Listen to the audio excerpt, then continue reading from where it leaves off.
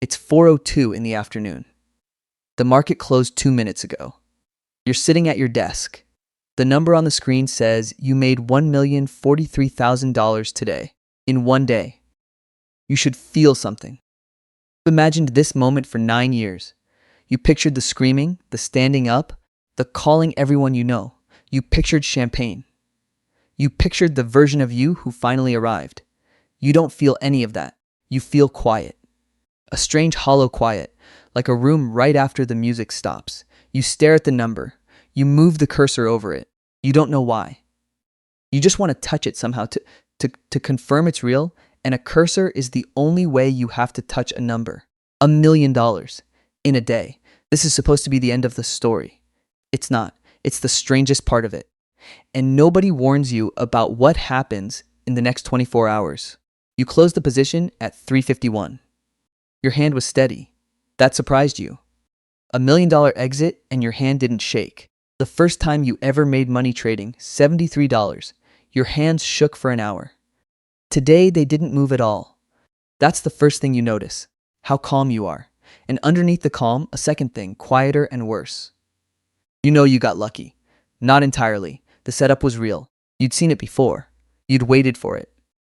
The size was the thing. The size was bigger than your rules allowed, and you knew it when you put it on. And the size is the only reason today is $1 million instead of $100 grand. A disciplined version of you makes a great trade today. The version that actually showed up made a legendary one. And the difference between those two versions is the exact thing that blows accounts. You won. But you won doing the thing that usually kills people. You can't unknow that. It sits there next to the joy and slightly poisons it. You stand up. You walk to the window.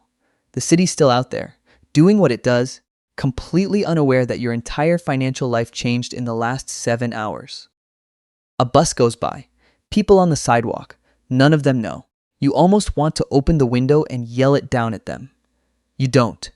You just stand there. You think about calling your dad. Your dad worked the same job for 31 years. He used to ask you, gently, when you were going to get something stable. He stopped asking a few years ago, not because he changed his mind, but because he didn't want to push you, and you both knew what the silence meant. You pick up the phone, you scroll to his name, your thumb hovers, you put it down. You can't explain it.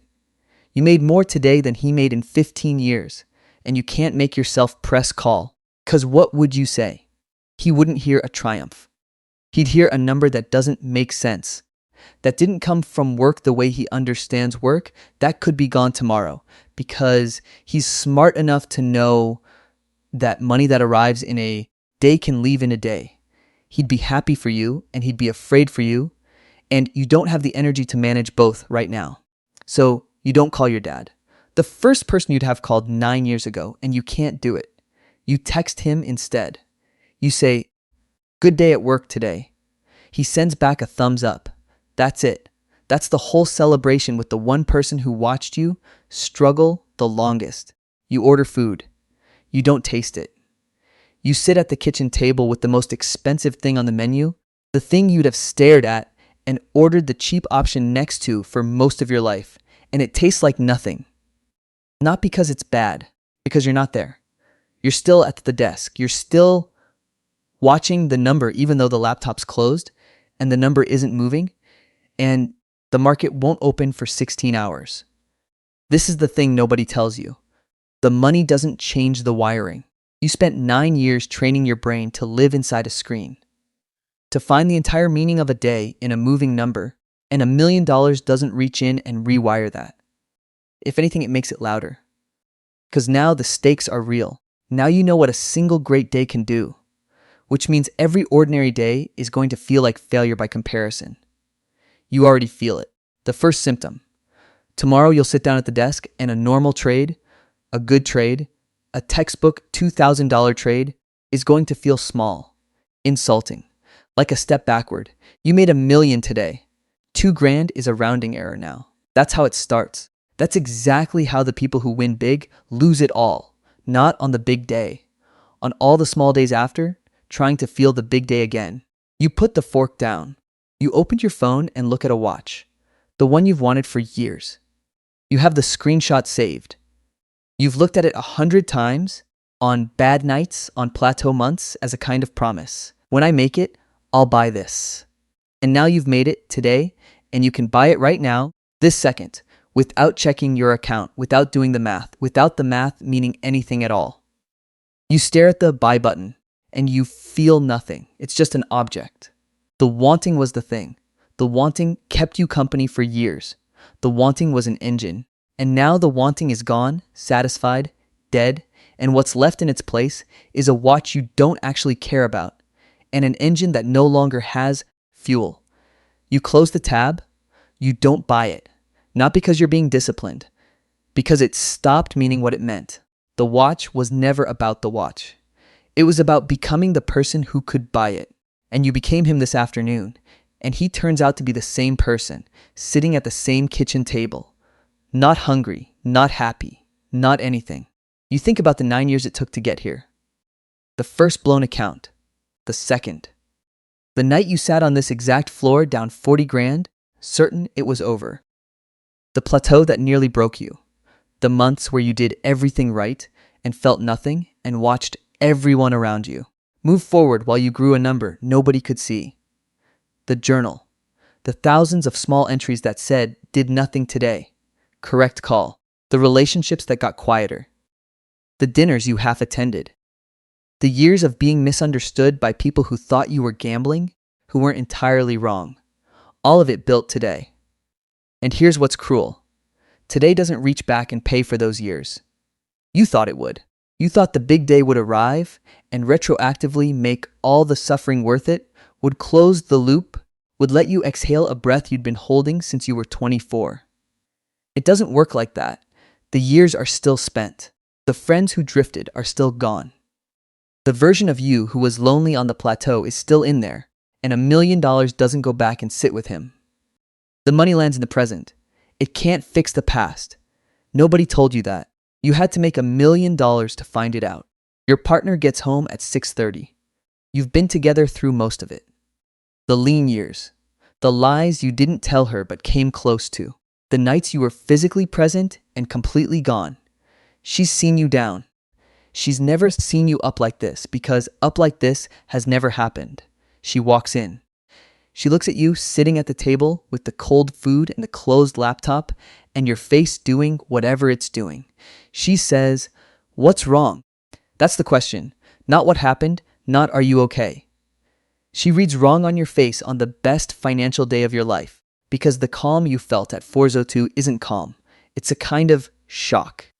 And it's been sitting on your face for 2.5 hours. And she walks in and sees it instantly. You tell her the number.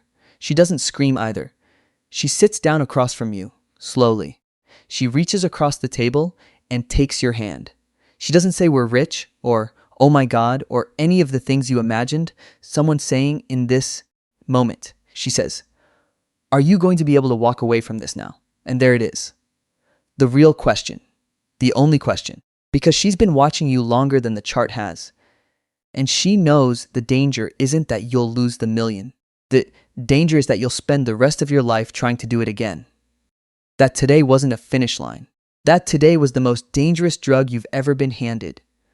The proof that the impossible thing is possible, the memory you'll chase into every oversized position for the next 10 years.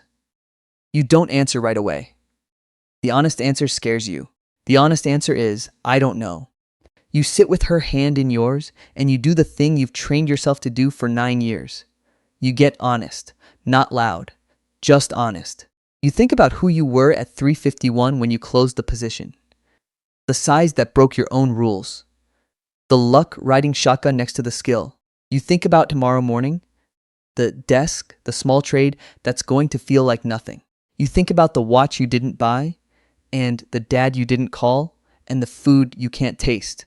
And you understand something that most people who have this day never understand, because most people who have this day are too busy celebrating to notice. Today didn't prove you made it. Today proved you can. Those are different. Made it is a place you arrive. Can is a loaded gun. Today you found out you're capable of $1 million day. The whole rest of your life as a trader will be deciding what to do with knowing that. Whether you let it make every normal day feel like failure.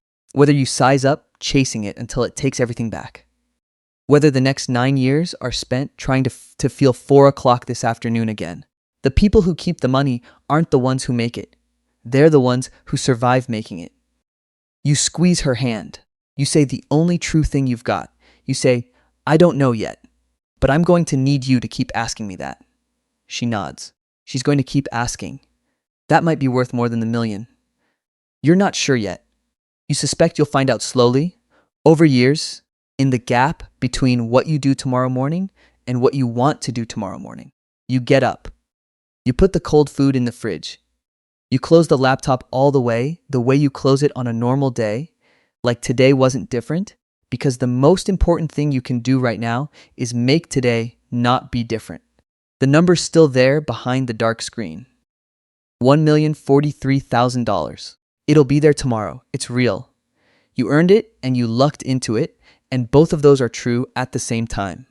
You go to bed at a normal hour. You don't check the Asian Open. You lie there in the dark and your hands are steady and your mind is loud and you breathe through it the way you've learned to breathe through a drawdown. Somewhere out there, someone just funded their first account with $500. They watched a video today. They think the $1 million day is the dream. They think it's the answer. It's not the answer. It's the test. And the test doesn't come on the day you lose everything. It comes on the day you finally win.